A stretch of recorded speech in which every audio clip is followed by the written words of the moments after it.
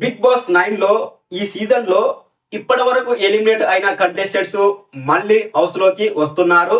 House లోకి వచ్చి house లో ఉన్న కంటెస్టెంట్స్ ను నామినేట్ కూడా చేయబోతున్నారు. ఇలా సీజన్ 8 లో కూడా జరిగింది.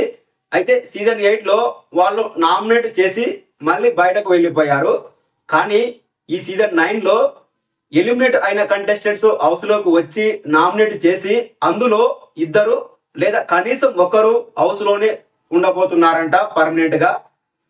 అందులో కూడా కామనర్స్ అయిన శ్రీజాకు, హరీష్ కు, మనీష్ కు, ప్రియాకు ఈ నలుగురికి 1 వీక్ కు సరిపడా లగేజ్ కూడా తీసుకురామని బిగ్ బాస్ టీం చెప్పారంట.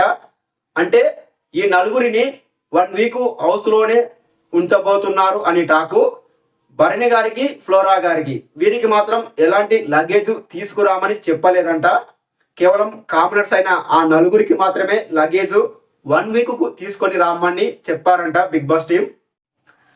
అంటే కామనర్స్ లో నుండే ఇద్దరు లేదా ఒకరు రీఎంట్రీ ఇప్పించబోతున్నారు అని టాకు. అందులో శ్రీజ ఉండడానికి హై ఛాన్సెస్ ఉన్నాయి.